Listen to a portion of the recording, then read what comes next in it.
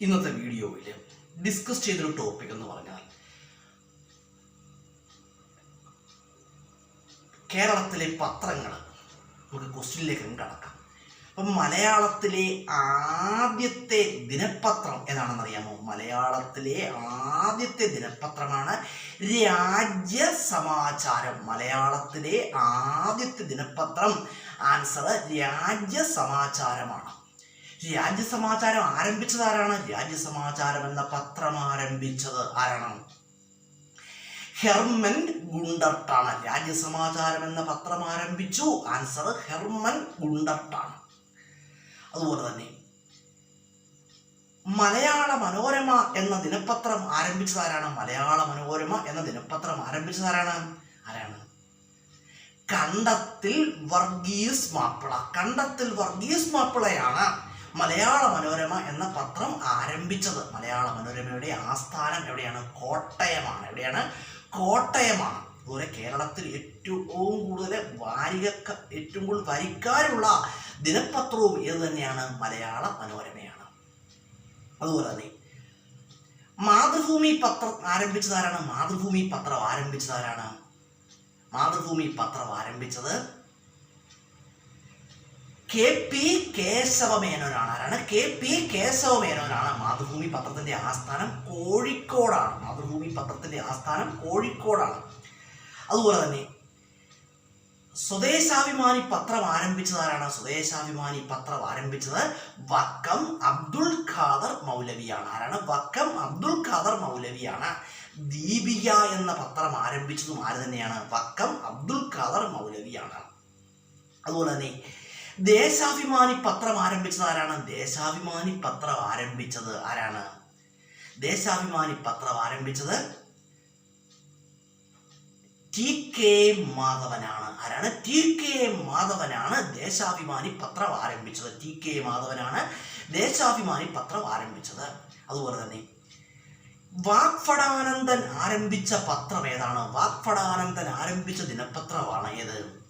വാഗ്ഭടാനന്ദൻ ആരംഭിച്ച ദിനപത്രമാണ് യജമാനൻ. ഏതാണ്? യജമാനൻ. സഹോദരൻ അയ്യപ്പൻ ആരംഭിച്ച ദിനപത്രം ഏതാണ്? സഹോദരൻ അയ്യപ്പൻ ആരംഭിച്ച ദിനപത്രമാണ് വേലക്കാരൻ. ഏതാണ്? വേലക്കാരൻ. കേരളത്തിൽ ആദ്യമായിട്ട് നിരോധിച്ച ദിനപത്രം ഏതാണ്? കേരളത്തിൽ ആദ്യമായി നിരോധിച്ച പത്രമാണ് സന്ദിഷ്ടവാദി. ഏതാണ്? സന്ദിഷ്ടവാദി. അതുപോലെ തന്നെ NSSന്റെ മുഖപത്രം ഏതാണെന്ന് അറിയാമോ? NSS എന്ന് പറഞ്ഞാൽ നായർ സർവീസ് സൊസൈറ്റിയുടെ മുഖപത്രം ഏതാണ്? സർവീസ്. ഏതാണ്? NSSന്റെ മുഖപത്രമാണ് സർവീസ്. SNDPയുടെ മുഖപത്രം ഏതാണെന്ന് അറിയാമോ? SNDPയുടെ ഇപ്പോഴത്തെ മുഖപത്രമാണ് യോഗനാഥം. SNDPയുടെ ഇപ്പോഴത്തെ മുഖപത്രം ഏതാണെന്ന് ചോദിച്ചാൽ ആൻസർ യോഗനാഥമാണ്. ചിലപ്പോൾ ഇങ്ങനെ ചോദിക്കാം, SNDPയുടെ ആദ്യകാല മുഖപത്രം ഏതാണ്? വിവേകോദയമാണ്. SNDPയുടെ ആദ്യകാല മുഖപത്രമാണ് വിവേകോദയം. അതുപോലെ തന്നെ യോഗക്ഷേമ സഭയുടെ മുഖപത്രം ഏതാണ്? യോഗക്ഷേമ സഭയുടെ മുഖപത്രമാണ് ഉണ്ണി നമ്പൂതിരി. ഓർത്തു വെച്ചോളുക, യോഗക്ഷേമ സഭയുടെ മുഖപത്രം ഉണ്ണി നമ്പൂതിരിയാണ്. അതുപോലെ ആത്മവിദ്യാസംഘത്തിന്റെ മുഖപത്രമാണ് അഭിനവ കേരളം. ആത്മവിദ്യാസംഘത്തിന്റെ മുഖപത്രം ആൻസർ അഭിനവ കേരളം. അതുപോലെ തന്നെ സഹോദര സംഘത്തിന്റെ മുഖപത്രം ഏതാണ്? സഹോദര സംഘത്തിന്റെ മുഖപത്രമാണ് സഹോദരൻ. ഏതാണ്? സഹോദരൻ.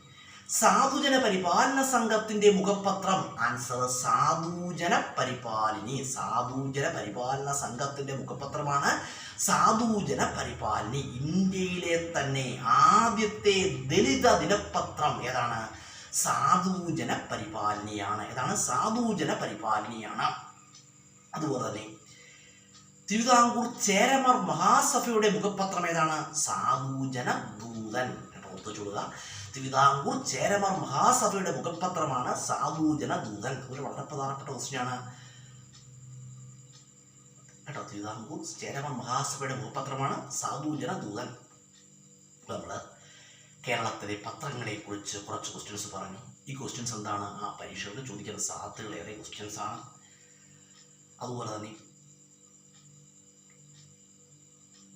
ആർ ശങ്കർ ആരംഭിച്ച ദിനപത്രം. ആർ ശങ്കർ ആരംഭിച്ച ദിനപത്രം, കേരളത്തിൻ്റെ മുഖ്യമന്ത്രിയായിരുന്ന ആർ ശങ്കർ ആരംഭിച്ച ദിനപത്രമാണ് ദിനമണി. ദിനമണി എന്ന പത്രം ആരംഭിച്ചു. Answer R Shankar.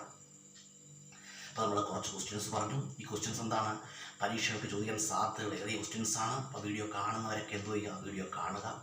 വീഡിയോ കാണാമെന്ന് ഞാൻ നിർബന്ധിക്കുകയില്ല കേട്ടോ. വീഡിയോ കാണുന്നവരൊക്കെ വീഡിയോ കാണുക. നിങ്ങൾക്ക് പരീക്ഷകളൊക്കെ എഴുതുന്നവരാണ് നിങ്ങളെങ്കിൽ നിങ്ങൾക്കിത് യൂസ്ഫുൾ ആയ ക്വസ്റ്റ്യൻസ് ആണ് കേട്ടോ. അപ്പം എന്നാൽ കഴിയുന്നൊരു ചെറിയ നന്മയാണ് നമ്മൾ കേട്ടോ. നമുക്ക് എനിക്കറിയാവുന്ന ചെറിയൊരു അറിവ് യൂട്യൂബ് എന്ന പ്ലാറ്റ്ഫോമിലൂടെ നമ്മുടെ പ്രിയ ഫ്രണ്ട്സിലേക്ക് എത്തിക്കുന്നത് കേട്ടോ. അതൊരു വലിയ ഒരു ചെറിയ നന്മയാണ് കേട്ടോ. കേട്ടോ എൻ്റെ ഒരു ചെറിയ നന്മയാണ് കേട്ടോ. നമുക്ക് വേറെ വലിയ വലിയ നന്മകളൊന്നും ചെയ്യാൻ നമ്മളെ കൊണ്ട് കഴിയില്ല. അപ്പോൾ നമ്മളെ കൊണ്ട് കഴിയുന്നത് ഇങ്ങനെയൊക്കെയുള്ള ചെറിയ ചെറിയ നന്മകൾ ചെയ്യാൻ മാത്രമേ കഴിയുള്ളൂ. അപ്പോൾ നമ്മുടെ ചെറിയ അറിവുകൾ നമ്മുടെ പ്രിയ ഫ്രണ്ട്സിലേക്ക് എത്തിക്കുക. അവർക്ക് ഉപകാരപ്പെടുന്നെങ്കിൽ ഉപകാരപ്പെടട്ടെ. വീഡിയോ കാണുന്നവർക്ക് എന്തുവേ കാണുക.